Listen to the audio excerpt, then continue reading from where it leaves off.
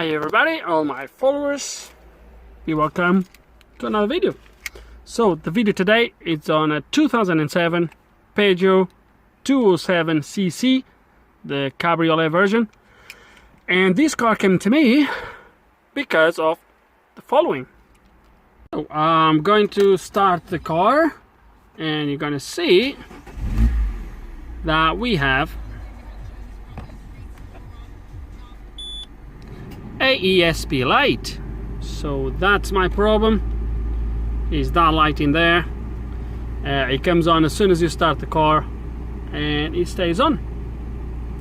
So we are going to try to find out what is wrong with it, and I think we couldn't do anything different than starting by scan the car.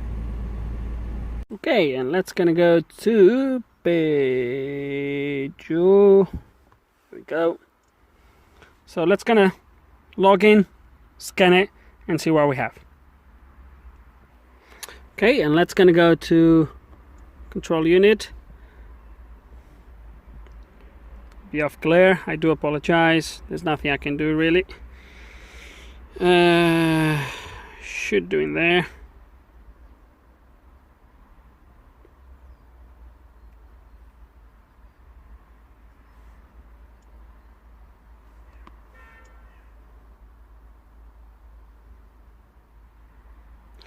Ooh, and we do have a C1302 fault braking pressure sensor signal. That's interesting. So let's gonna go back to no active tests, to my live data, see if we have anything for brake pressure. Don't know if that's going to show on live data.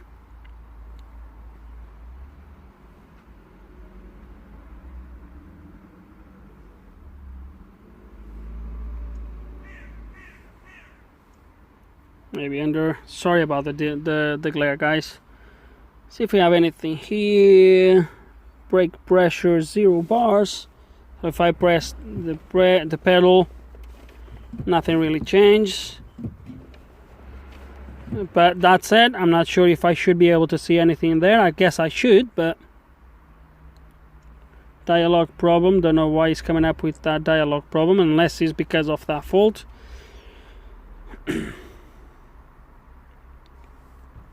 I think we need to get under the bonnet. Okay, and it looks like this is the one that has the ABS module behind or under this headlight or in front of the wheel by the looks of it. Now, ideally in a perfect world these would have an external pressure sensor, but with the lucky I am, I haven't even searched yet. I can guarantee you the pressure sensor is going to be the ones in the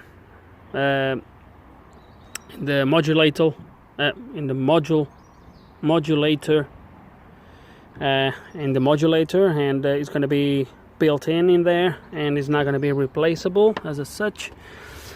So yeah, it looks like that's going to be my problem. So I think I'm going to have to get to the module and go from there. Okay, and unfortunately I can't find the key for this, the socket for this, so I'm going to have to do it like this. It's a little bit pain in the ass, but so we got to the unit. It doesn't seem that has been touched, apart from down here. I don't think this would come like this, but this is how I found it. Wires though still look good, but we're going to unplug this. See, come on. Don't be shy, get out. There we go. The typical grease, which is common on this, and there is no signs really of corrosion. So I have a feeling, oh dear, we're gonna have a bad unit. But let me have a look, because I think I have a spare unit in the van. who knows, we might be able at least to test it. Yes, somewhere in here I think I have a spare unit. The van is more like a shed right now. I'm actually planning to make a shed over there to put the bicycles for the girls and other stuff. Anyway, already deviating. So let's gonna find that pump. And I actually had one, I found it, but it's slightly different, so it's not even for this car. And I think it's the only one I have really. Okay, checked all the power and grounds, everything is there. So unfortunately, it looks like it's gonna need another pump. Gonna speak with the owner, see if he wants to get whatever he wants to get, is up to him. But yeah, I think that's it. There's no external pressure sensor. The sensor is built in this modulator here at the back on this aluminum block. That's where it is. And yeah, that's what it is, guys. So let's gonna wait to see what we're gonna do next. Okay, and a couple days later, or even more than that, I got a new unit, second-hand obviously. In the meantime, they took the car away to remove the locking nuts or the locking bolts on all four wheels. As I mentioned on the BMW video, that's still over there to be picked up today. And the first thing we're going to do before we take any hydraulic pipes, etc., is just plug that one in and make sure that one is good. Last thing we want is to fit all that in to find out the second-hand unit is also faulty. So let's not going to take any chances. Let's plug it in and see what we have on the scanner. So just out of interest, so this one came actually with the cover for the plug, which I've took this one out, but this is already missing on this one. So we're going to reuse this cover. And they marked this one quite well. There you go, yellow paint everywhere. Anyway, let's kind of plug it in, take this cover, plug it in there and scan the car. Okay, let's gonna turn the key on, see what we have. Well, and straight away the fault for the ESP did not come back, which is good. But the car is in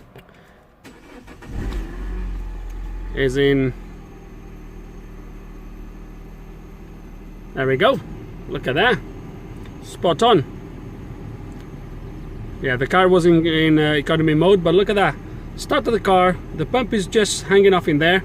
So I'm not gonna even scan the car because obviously the problem is solved. It's gonna turn it off and start to replace this pump. I'm just gonna show you how the pump is in there.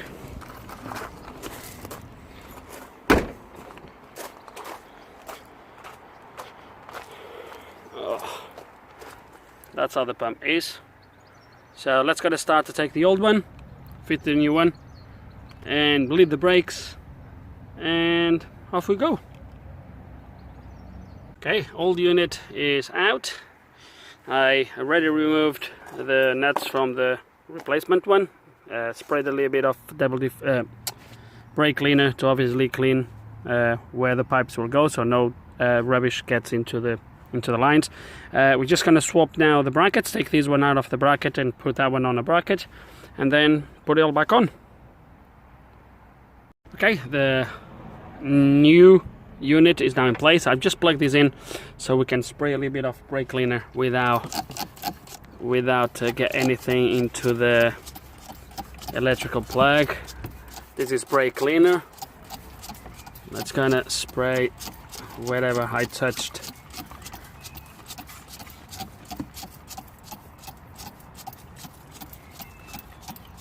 With the oil.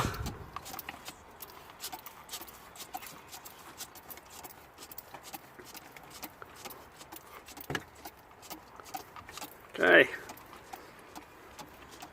Here on this frame, there's a little bit of oil in here.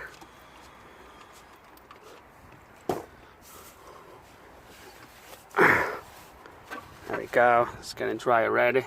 I think that's good. I don't think there's any oil now.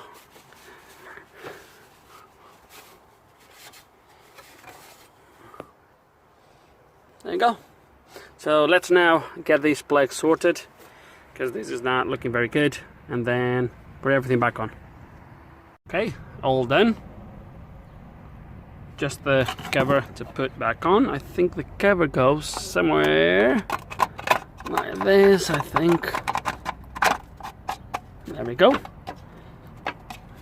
Yeah, that's it. And now let's gonna start to bleed the brakes. Okay, and just finished bleeding the brakes. Had Ines here with me helping me out, for you guys that know who she is. So I've been doing it like sort of old-fashioned and using the scanner.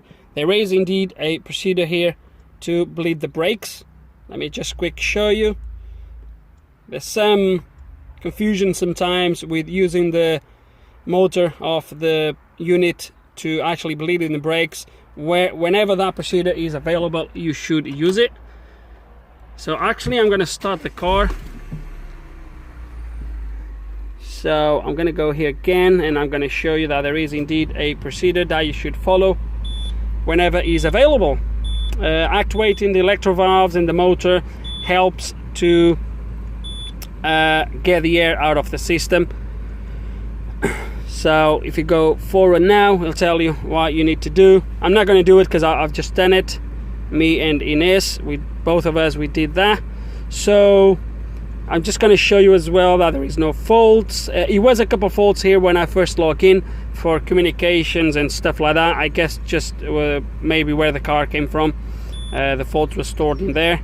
I'm just going to show you that there is no faults. Obviously all these alarms, guys, is because we are scanning the car. You don't need to worry. Most of the Peugeots, they do this just to show you that there is no faults. As you can see, no faults detected. And oh, another thing I want to show you is that we have indeed readings from our pressure sensor now. Let me show you that. I think was on dynamic information. There we go. Braking pressure is reading 0. I'm going to press the brake. There we go. And we have readings now from our sensor. So in the end, guys, only a bad pressure sensor on this ESP unit. I could open that and show you how the pressure sensor is. Those pressure sensors are very tricky to remove. I never found those pressure sensors for sale. It's nearly impossible to dismantle them without actually breaking them up. Very difficult. Usually happens is dry solders inside the sensor itself and stuff like that. But yeah, in the end we got a replacement unit that came in good condition. And I think the last thing to do now, as I said, is, if I didn't, I will say it now, is go for a test drive. Make sure the ABS is actually actuating and working okay. I'm not going to test the ESP, but we'll test the ABS, make sure the brakes are good. And that's about it for this video, really. So let's gonna go for a test drive and see how it goes. Okay, and just went for a drive, and the car is lovely, braking absolutely fine, ABS is working. I was to record that, but unfortunately I had to go quickly for a test drive. The guy needs the car. Anyway, long story short, yes, it is working fine. I will start the car once more. So just you can see, ESP light comes on, start the car, no lights. And as I said, I just got back home. ABS at least is definitely working. I just gonna guess ESP is working okay as well. And that's it for this video, guys. In the end, just a pressure sensor inside the ABS unit. That unfortunately, I know they can be sent to repair, guys, or you can always go that route. But as I explained already in the past about the sensor, it is a little bit tricky, and even to get new ones. So that's it for this video, guys. Anyway, replace the pump, got the problem solved, and that's it.